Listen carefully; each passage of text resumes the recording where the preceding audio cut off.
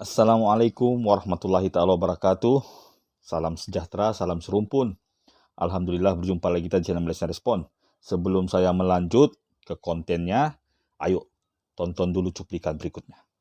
Puki ayam Indonesia makan tai anjing, babi, anak haram. Indonesia puki ayam. Nah, makan kosekan kari makan. Puki ayam Indonesia bote-bote. Makan itu apa? Babi. Terima kasih udah sudi nonton cuplikan yang cuma sebentar tadi. Kontennya sebentar, isinya wajahnya orang itu juga nggak kelihatan, tapi maksudnya berat. Karena membawa nama bangsa dan negara. Jadi ini salah satu daripada puluhan kasus pelecehan NKRI oleh para pria-pria Bangladesh. Pria ya, belum ada cewek lagi sampai saat ini. Walaupun sudah banyak laki-laki Bangladesh yang sudah direbut oleh para TKW Indonesia, tapi belum ada lagi video cewek Bangladesh memperlecehkan Indonesia, cuma prianya. Jadi jelas pada kita bahwa kasus ini adalah kasus frustasi, kecewa, hampa, permasalahan cinta. Walaupun dalam cuplikan tadi tidak dinyatakan apa puncanya orang itu marah-marah, bisa jadi sapinya hilang, bisa jadi jualannya nggak laris, tapi 90% pasti permasalahan tenaga kerja wanita kita atau TKW kita. Karena apa? Umum maklum, kalau di Hong Kong, di Taiwan, di Singapura, di Malaysia, TKW kita rata-rata pacaran sama orang Nepal atau Bangladesh. Bukan semua, tapi kebanyakan. Ya, bukan kebanyakan juga, tapi ada. Oke. Jadi, dalam video ini, dalam konten ini, saya mau membahaskan dua perkara, dua hal. Yang pertama, gimana ataupun puncanya hal ini terjadi.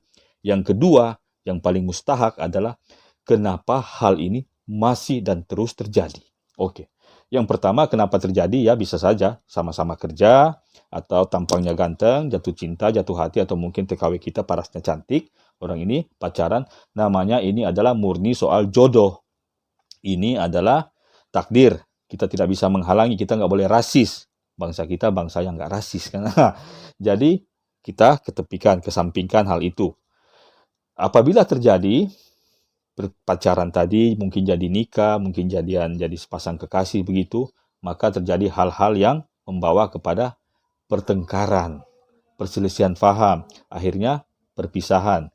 Jadi rata-rata pria Bangladesh yang kecewa ini cintanya mungkin ditolak satu, ataupun sudah jadian tapi kecewa mungkin dimodusin, mungkin nggak sesuai keinginan, maka terjadilah pelecehan seperti ini.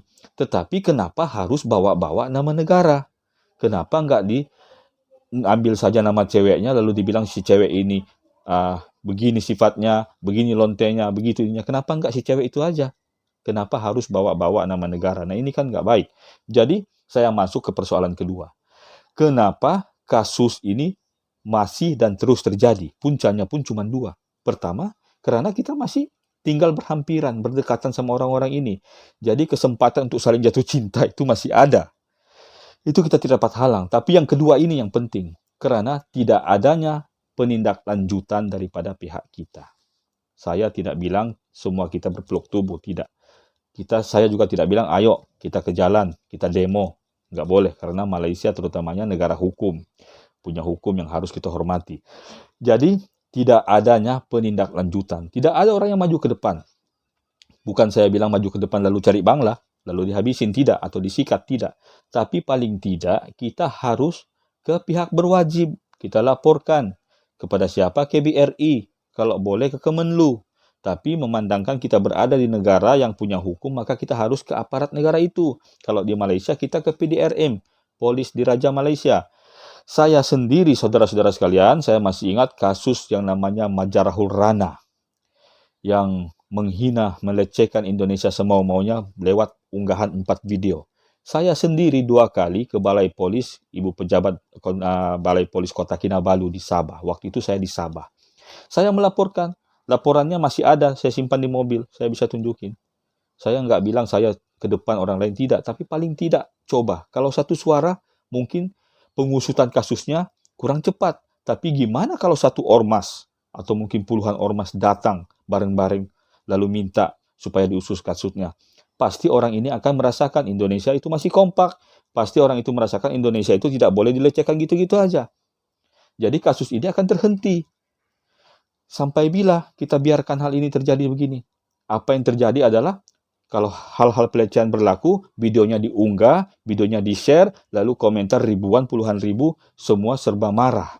Tapi tindakannya nol. Percuma, kan? Nah, jadi di sini saran saya begini ya.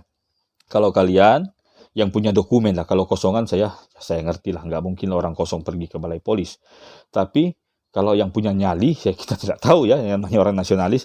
Kalau punya kesempatan, ayo silakan bertindak lewat ormas, orang perseorangan, ataupun gabungan begitu, ataupun grup-grup TKI. Datang supaya pelecehan ini boleh kita minimalkan atau hapuskan sama sekali. Ini membabitkan nama baik bangsa.